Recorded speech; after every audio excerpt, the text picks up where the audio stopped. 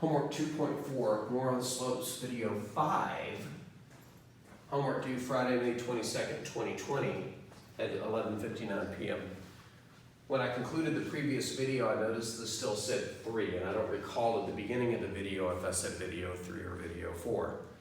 But the previous video about perpendicular lines involving general form is actually video 4. The title of the video in YouTube will say video 4, so if you're wondering after the fact why it's different, that's why. Alright, so the last topic in this section, which I think I can do in one video, is average rate of change, which I will abbreviate ARC. But in order to kind of whet your appetite, I need you to see what's going on here. Notice on this graph I have 2 points plotted, 1, 1, and 3, 9. On average, how much do you go up every time you step 1 to the right? In other words, if I go over and up and then over and then up, because it's only 2 steps over, on average, how much do I go up every time I go over 1? Oh, this kind of sounds like a slope question because the slope's just like rise over run. In fact, can I just treat it as one big move and then figure out on average how far over every time I go up 1? I'm sorry, how far up every time I go over 1? Well, sure, we could just do a slope problem, couldn't we?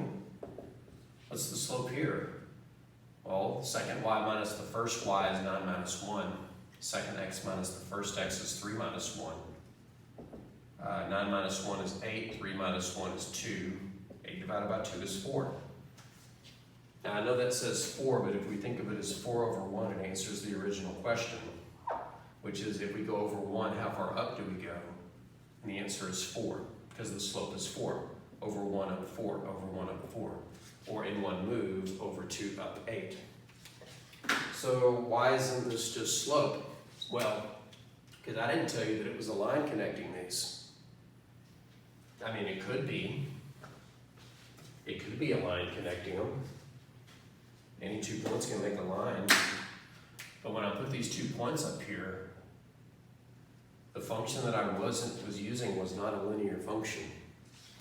The function I was using in my mind was f of x equals x squared, which is that parabola that does this number.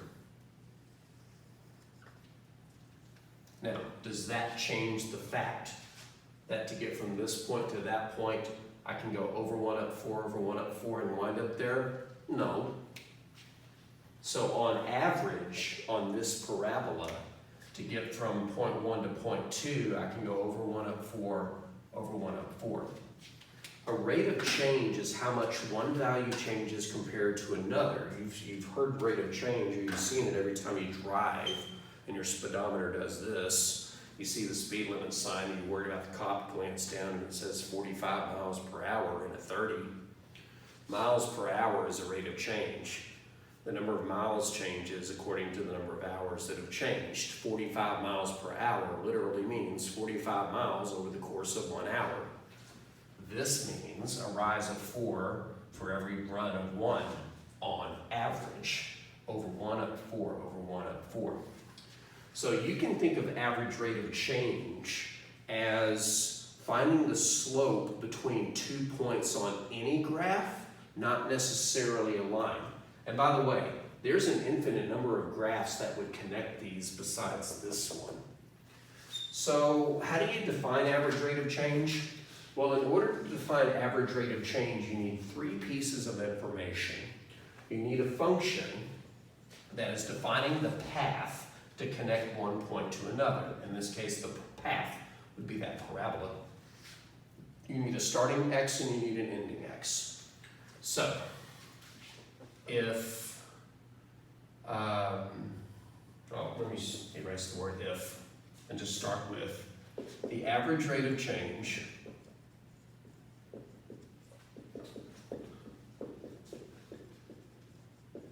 of f of x from x equals the first x to x equals the second x.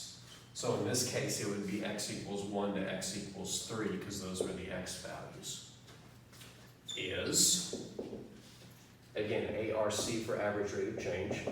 In a word, slope. you know, y2 minus y1 over x2 minus x1. But here's the problem. I didn't give you the y's. All I gave you were x's and a function. Oh, wait a second.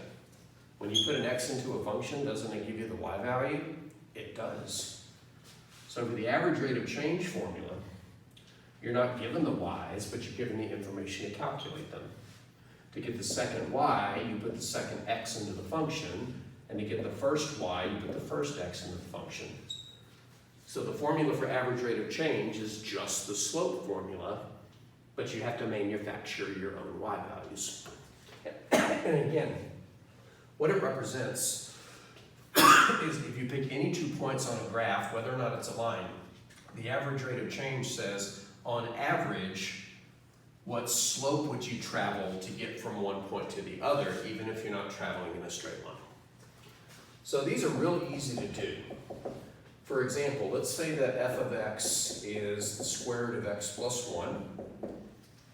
Our first x is, we'll say, 3. And our second x is 15. And the question is, what's the average rate of change? Well, really, you just have to calculate the slope. On the bottom, it's the second x minus the first x, so 15 minus 3. But on the top, you got to manufacture your own y values by plugging your x values into the function. So to get the second y, I have to put the second x into the function. And to get the first y, I have to put the first x into the function. So somewhere we're going to have to figure out both of these. You can do it inside of the formula, or you can step to the side and do them separately. For example, for this function, what is f of 15? It's the square root of 15 plus 1, which is the square root of 16, which is 4. And what is f of 3? F of 3 is the square root of 3 plus 1, which is the square root of 4, which is 2. So now I know my y values. The first y value is 4. The second y value is 2. I guess I could have gone ahead and done 15 minus 3, but I was so focused on getting these y values that I didn't do it yet. But that's okay, I can subtract now. On the top, 4 minus 2 is 2. On the bottom, 15 minus 3 is 12. That reduces to 1 over 6, which means on the graph of this function, which looks like this, actually it would be to the left one. That means on the graph of this function, which looks something like that, if you just take my word for it, if we go to the point 15, 4, which would be way out here somewhere, and go to the point 3, 2, which would be about here, as a slope, what this is saying, like a rise over run, because that's all average rate of change really is a slope. For every rise of 1, I would run 6. So rise 1, run 6, that's a little bit too high. Rise 1, run 6, rise 1, run 6. Now in the middle, you wouldn't stop on the graph, but it would take you to that point. So on average, the slope between these is 1/6. If you can do the calculations, which honestly I expect you to be able to do, because all it's saying is go find the slope, but you got to make your y's first, then the calculation is actually pretty easy. If you're having trouble interpreting the meaning of average rate of change, don't worry about it, because the homework is just going to ask you calculate the average rate of change. And that homework would be 6, 7, 8, and 9. And that wraps up this section.